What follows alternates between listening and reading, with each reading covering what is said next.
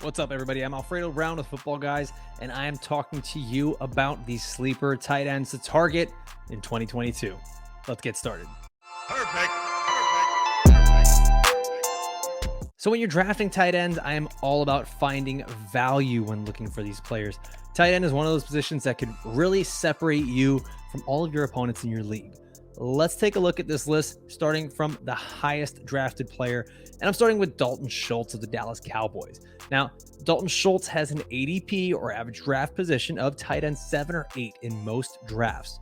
That means he's probably going around the 6th round of your draft. Now, it's not really much of a sleeper, but he's a guy that has potential to be a top 4 tight end this year, because that's exactly where he placed last year with Amari Cooper on the team. Now he's going into a season with still having Dak Prescott, still having the same offensive coordinator, still having the same role. But now he's got one less tight end on the roster to worry about. He's got Michael Gallup recovering from a knee injury, a rookie wide receiver that's coming in. Really, we take a look at Dalton Schultz, and he's the number 2 target on a good passing offense.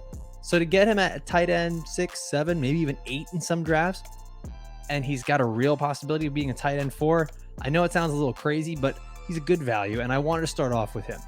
Next tight end I want to talk to you about is Kmet of the Chicago Bears. Now, he is being drafted with an ADP of about tight end 14. Now we're getting into sleeper territory, right? That's the 11th round in most drafts. He's going into his 3rd season, and that is typically when these tight ends start to break out.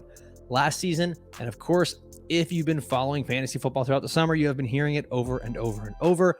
Kmet had 0 touchdowns last year. That is the stat of the summer. A lot of people have him due for a bounce back, but it's just because statistically, that's what should happen. There's no way he goes with this many targets and doesn't see a single touchdown. A really cool stat from our very own Sam Wagman here at Footballguys is he is the first player in NFL history to see 90 plus targets and not score a touchdown. That's going to be really hard for Kmet to repeat that kind of a performance, especially considering no Jimmy Graham, no Allen Robinson, and Justin Fields should be better. Oh, mind you, no Matt Nagy either.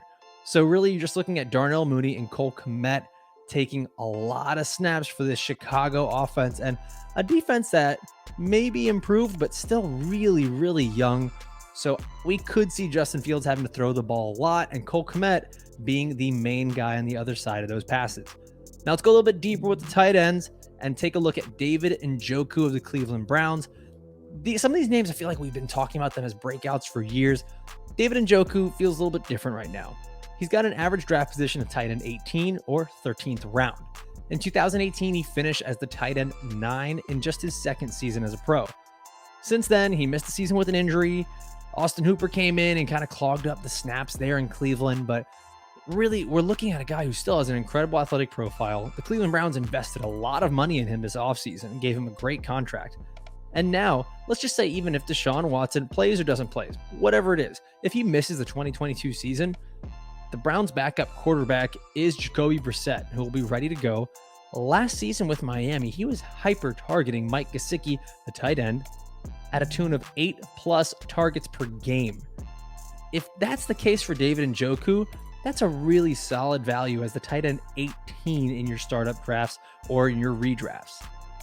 Now looking at our final guy, and that's going to be Gerald Everett of the Los Angeles Chargers, another name that I feel like we've just been waiting for him to break out year after year after year. He's got an average draft position of tight end 22. Okay, most teams aren't even drafting 2 tight ends, so the fact that you can get him this late, he's just free. Okay, this is just a guy to really think about.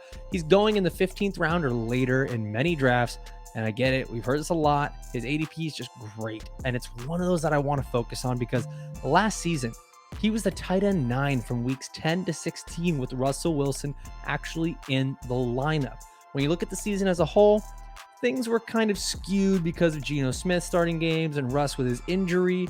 Now we take Gerald Everett and we put him on the Chargers with arguably one of the top 3 best quarterbacks in the game right now, Justin Herbert, at least from a fantasy standpoint. He's going to give Gerald Everett a really good opportunity to not just beat his ADP, but potentially be a top 12 or 10 tight end in 2022.